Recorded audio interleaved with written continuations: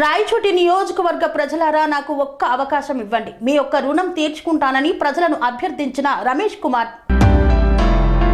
అన్నమయ్య జిల్లా రాయచోటి నియోజకవర్గం ప్రజలు ఒక్క అవకాశం ఇవ్వండి, మీ రుణం తీర్చుకుంటానని రాయచోటి నియోజకవర్గం తెలుగుదేశం పార్టీ ఇన్ఛార్జ్ మాజీ ఎమ్మెల్యే ఆర్ రమేష్ కుమార్ రెడ్డి కార్యకర్తలను, నాయకులను, ఓటర్లను కోరారు.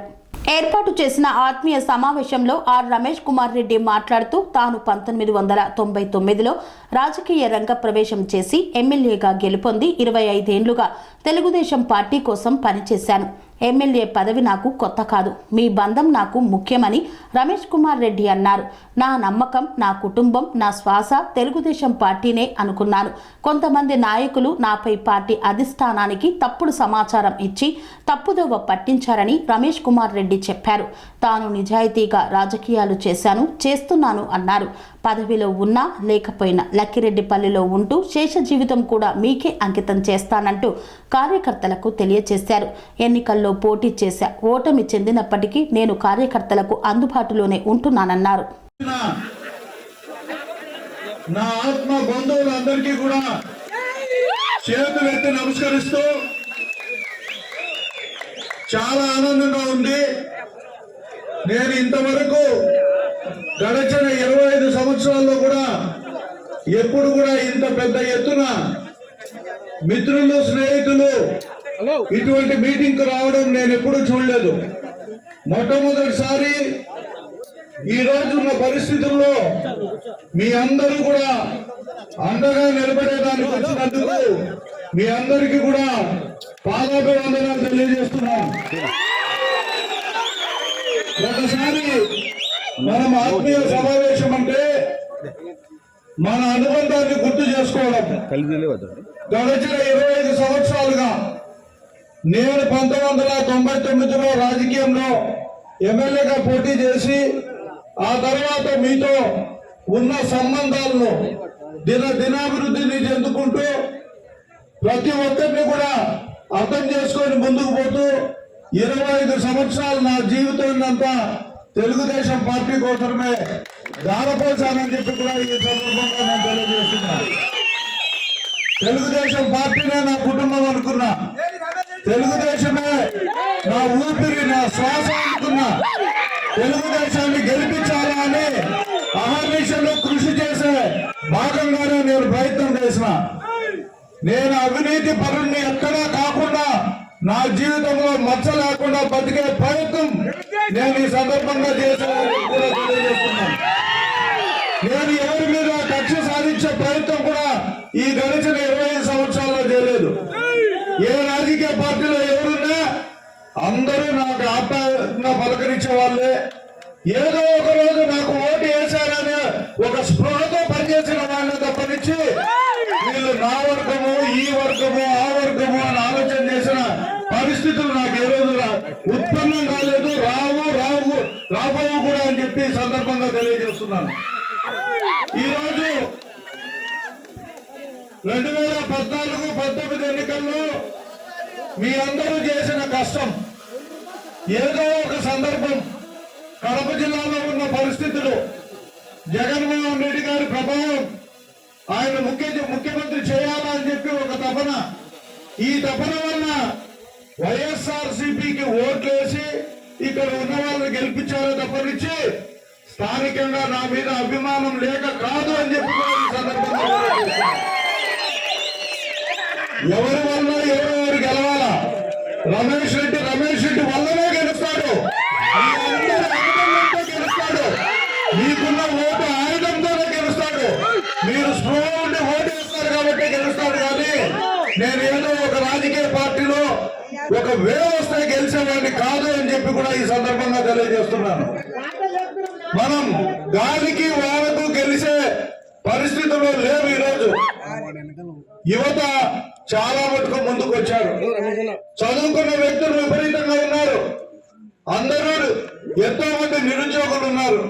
అవగాహన ఉంది. ఈ రోజు సోషల్ మీడియా పైన అందరికీ అవగాహన ఉంది. సెల్ ఫోన్ అందరి చేతుల్లో ఉంది.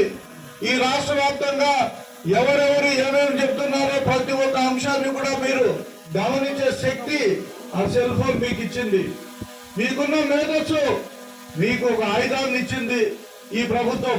మీకున్న మేధస్సుతో ఎవరికి ఓటేయాలా ఎవరికి వేయకూడదో నిర్ణయించే శక్తి అధికారం మీకు ఇచ్చినా తప్పనిచ్చి ఎవరితో ఎక్కడ ఉండేవాళ్ళు కాదు అని చెప్పి మీకు నేను మనవి చేస్తున్నాను.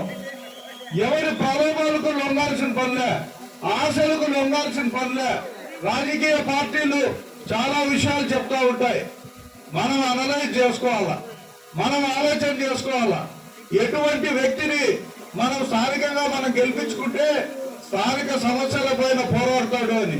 గంగిరెద్దు మాదిరి తల ఊపి ఏ సమస్యలు పరిష్కారం చేయకుండా పోకుండా ఒట్టి శాసనసభకు పోతే వచ్చే లాభం ఏముంది అని చెప్పి నేను ఈ సందర్భంగా తెలియజేస్తాను.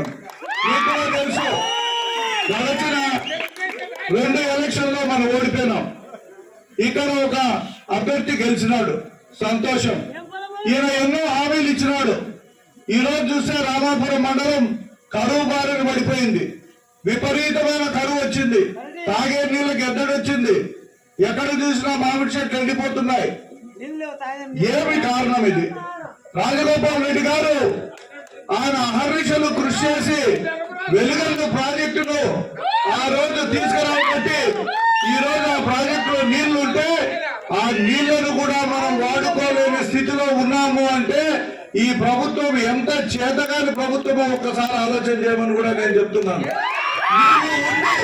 కాలువలోంచి తీసుకొచ్చి గంగనేరు చెరువుకు నీళ్లు ఇవ్వలేదంటే ఎన్ని సంవత్సరాలు మీకు ఈ సమయం కావాలా అని చెప్పి కూడా ఈ సందర్భంగా తెలియజేస్తాను. అడుగుతున్నారు వీళ్ళను, ఎందుకు గంగనేరు నింపలేకపోయినారు? 4.5 టీఎంసీల నీళ్లు పెట్టుకొని ఏదో 0.1 టీఎంసీ కూడా కెపాసిటీ లేని ఒక గంగనేరు రిజర్వాయర్ కు నీళ్లు తీసుకురాలేకపోయినారంటే ఎంత అధ్వానంగా కాలువలు తయారు చేశారు. ఎందుకు నీళ్లు రాలేదో అక్కడున్న రైతాంగానికి అందరికీ కూడా తెలుసు అని చెప్పి కూడా ఈ సందర్భంగా తెలియజేస్తున్నాను. దీనికి కారణం ఇప్పుడున్న రాజకీయ పరిస్థితులు, ఇప్పుడున్న వ్యవహారం. ఏదో ఒక నాశరకంగా 4 పనులు చేసుకొని డబ్బులు సంపాదించుకోవడం తప్పనిచ్చి ఏటీఎం కార్డు పెట్టి డబ్బులు గోకే తప్పనిచ్చి అవినీతి ఆరోపణలు ఎదుర్కొంటే ఈ రాజకీయ పార్టీ ఈ రోజు వైసీపీ పార్టీ. ఈ పార్టీ ఈ రోజు ఎన్ని అవినీతి ఆరోపణలు ఎదుర్కొన్నా చీమ కుట్టినట్టు కూడా లేదు వీళ్ళకి. ఈ రోజు వాళ్ళకి ఆనందంగా ఉంది. ఎంత అవినీతి చేస్తే అంత మేలు ఈ రోజు. ఎందుకంటే ప్రజల దగ్గర ఈ రోజు అర్థం కాని పరిస్థితిలో ఉన్నారు. డబ్బులు ఇస్తే ఓట్లు వేస్తారు అని అనుకుంటున్నారు. 3,000 ఇచ్చి ఓట్లు కొనుగోలు చేసేదానికి రెడీగా ఉన్నారు.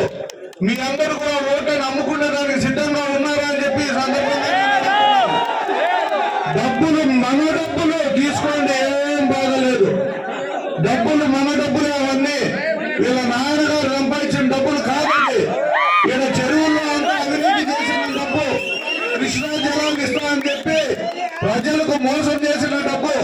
ఈ డబ్బు ఎన్ని వేలు ఇచ్చినా తీసుకోవచ్చు, తప్పులు. నాకు ఒకే కాదు, మీకు అందరికీ అదే విధంగా ఈ గ్రామ నాయకులు వచ్చిన వాళ్ళందరి కార్యకర్తలకు అందరికీ చెప్తాను. కార్యకర్త ఏమనేది ఇప్పుడు కనుక్కోవడానికి ఈయనకు ఇప్పటి వరకు ఈయన రమేష్ నాకు తెలిసిందే. ఇప్పుడు వచ్చే ఎవరో కొత్త వ్యక్తి, అతను ఎవరో తెలీదు. ఒక 2 వ్యక్తులు వచ్చి టికెట్లు అడుగుతుంటారో వాళ్లకు మన గురించి తెలుసుకోవాలంటే ఎంత టైం పడుతుంది? ఇంకా 5 ఏళ్ళు గడిచిపోవాలా? ఇటువంటి వ్యక్తిని ఇప్పుడు ప్రోగ్రామ్స్ లో 3 ఏళ్ల నుంచి ఇతను చేయలేదు. ప్రతి ఒక్కరికి తెలుసు. ప్రతి ప్రోగ్రామ్ లో అన్నకు స్టంట్స్ వేయించుకున్నారు. సెరెనిటీ మోడల్ హై స్కూల్ విద్యార్థులకు అమ్మఒడి, సామాన్యులకు అందుబాటులో ఉన్న బడి సెరెనిటీ. మేడ్చల్ జిల్లాలో మేటిగా నిలిచి సాటిలేని ఫలితాలను సాధిస్తున్న నంబర్ 1 స్కూల్ సెరెనిటీ. మా ప్రత్యేకతలు: ప్రతి విద్యార్థి పట్ల వ్యక్తిగత శ్రద్ధ, activity based learning and digital classrooms, computer lab, 100% ఫలితాలు, sports and cultural activities, yoga, abacus మరియు Vedic maths education. Please visit Serenity Model High School, Nagaram. Admissions are in progress. Call 040-271-46899 and 040-271-48699.